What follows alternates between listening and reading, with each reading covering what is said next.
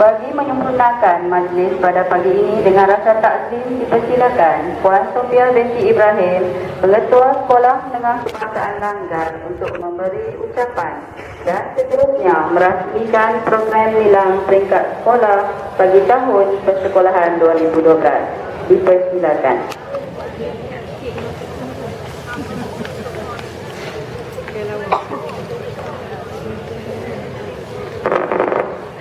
Bismillahirrahmanirrahim. Assalamualaikum warahmatullahi ta'ala wabarakatuh. Yang besar Tuan Hajah Rashidah binti Musa, Penolong Kanan Pentadbiran, Cik Muhammad Azuddin bin Mat Tahir, Penolong Kanan Hal Ewa Murid, Cik Muhammad Hasim bin Musa, Penolong Kanan Kurikulum, Barisan Guru Kanan Bidang, Guru-guru serta anak-anak pelajar sekalian.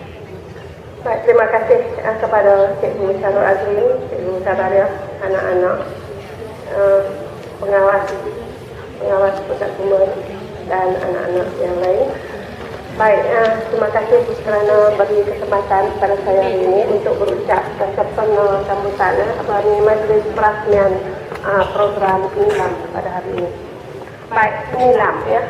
Apa yang kamu tahu tentang nilam?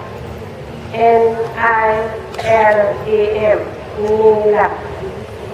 Ya, N-I-N, N adalah nali, ya, nali. I-L adalah ilmu, ya. A adalah amalan, M adalah membaca. Ya, jadi nilam adalah singkatan daripada nali, ilmu, amalan, membaca. Maksud bahawa ilmu yang kita perolehi adalah daripada sikap kita yang suka membaca. Jadi di sini membaca, ya, orang bijaksana, orang pandai, orang hebat, mereka memang suka membaca. Sebab itu keluar pepatah mengatakan bahawa ilmu adalah membaca adalah amalan, jambatan ilmu. Membaca adalah jambatan ilmu. Jadi kalau kita nak dapat ilmu, maka kita wajib membaca. Ya, wajib membaca. Nak jadi orang hebat, nak jadi orang pandai, kita wajib membaca. Baik, jadi ilmu akan mengangkat manusia beberapa darjat di sisi Allah. Allah pun menyeru dalam Al-Quran mengatakan bahawa kita hidup ini mesti membaca untuk mendapat ilmu. Jadi orang yang berilmu daripada membaca ini diangkat darjatnya oleh Allah Subhanahu wa Ta'ala. Baik, ilmu membawa makna dalam diri seseorang. Apa yang kita baca dan kita tafsirkan, kita amalkan, dia memberi makna kepada kita. Justru itu, carilah ilmu, dan salah satu jalan paling mudah menuju ilmu adalah melalui pembacaan. Lagi banyak kita membaca, kita merasa lagi banyak benda ataupun maklumat yang tidak kita ketahui.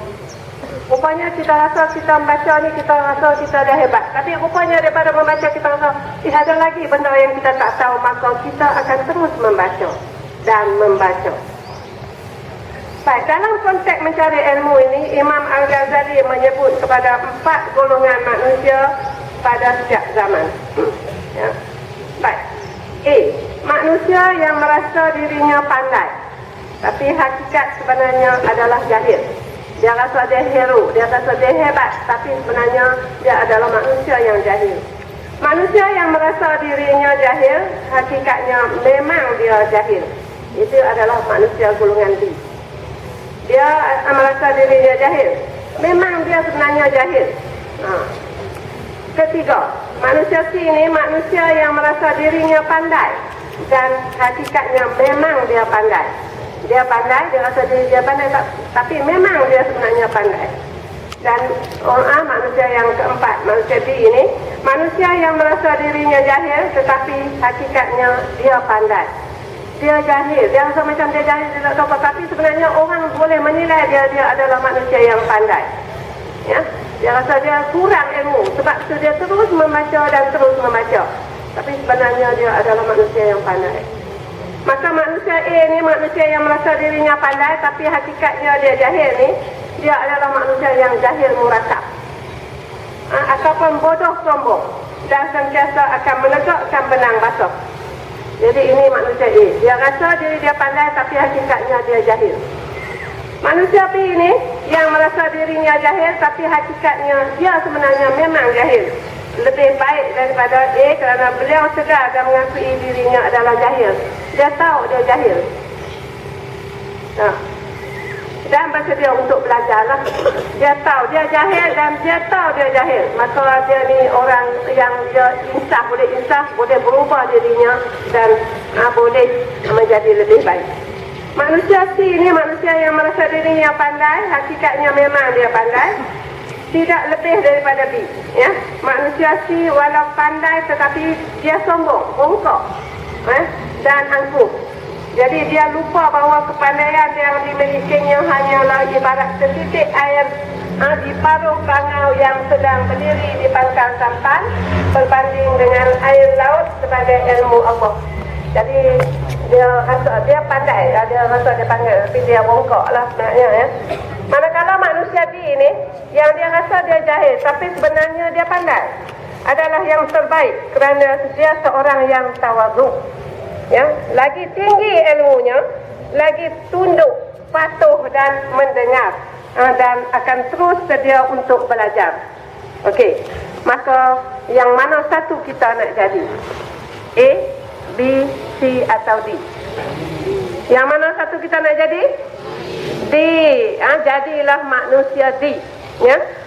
Jadi sebagaimana yang diungkapkan oleh Imam Al-Ghazali, ya, oleh itu sempena kempen membaca ini, ya, nilam, ya, kempen nilam ini, ambil pengajaran dan berusaha untuk mendampingi buku, ya, kita mendampingi buku. Buku adalah rakan karib kita. Catatkan semua bahan yang sudah dibaca dalam buku nilam, ya, yang kemudiannya boleh dihantar untuk dinilai serta dipertandingkan di peringkat yang tertinggi. Sekurang-kurangnya kamu ada azam. Bila kita nak bagi hadiah untuk penggal, setiap penggal, maka kamu adalah orangnya. Ya? Kamu kata saya adalah orangnya yang akan diberi, ya, pengiktirafan, diberi hadiah, ya, untuk mendapat anugerah nilam ni. Baik, sebagai pelajar, kamu semua mesti melaksanakan tanggungjawab kamu. Sebagai pelajar, ya, guru yang ada di depan kamu ni boleh membimbing kamu, ya, untuk kamu menjadi seorang pembaca yang hebat, ya. Baik, jadi harapan saya kepada kamu semua, jadilah buku sebagai rakan karib kamu. Hari-hari mesti ada bahan yang kamu baca dan ada satu ilmu baru yang kamu perolehi. Dan amalkan daripada apa yang kamu baca, benda-benda yang baik sahaja. Saya ulang lagi, kamu mestilah membaca benda-benda yang baik sahaja yang boleh dijadikan sebagai tauladan kepada kamu untuk digunakan sebagai praktikal, untuk dipraktikkan dalam kehidupan seharian kamu. Dan ilmu itu juga mengangkat martabat kamu menjadi orang yang hebat. Sebab itu, bila orang yang rajin membaca ni, dia ada satu perubahan pada dirinya. Daripada yang kurang baik kepada yang lebih baik. Dari semua aspek, sama ada aspek fizikal ataupun mental. Baik, jadi mulai hari ini, saya dengar tadi, ya, Cikgu Sabariah dah mengatakan bagi tahun ini kita akan buat resensi buku setiap bulan. Maksud apa yang kamu baca, guna buku daripada perpustakaan ataupun mana-mana buku persendirian, kamu boleh buat resensi dan kamu persembahkan pada khalayak, pada rakan-rakan kamu. Kita akan beri hadiah pertama, kedua dan ketiga setiap bulan. Setiap bulan buat resensi buku. Dan guru pun boleh buat resensi buku. Guru boleh seorang sahaja, pelajar 3. Jadi boleh beri hadiah juga kepada guru yang buat resensi buku.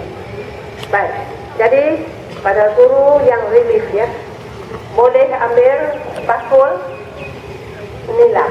Ya, supaya pelajar boleh baca buku nilam. Buku dan masukkan semua apa yang kamu baca di dalam buku nilam. Jangan hanya ambil tajuk dan kamu tidak membaca. Jangan cuba menipu, ya, kerana menipu itu amalan yang amat dilaknat oleh Allah Subhanahu Wa Taala.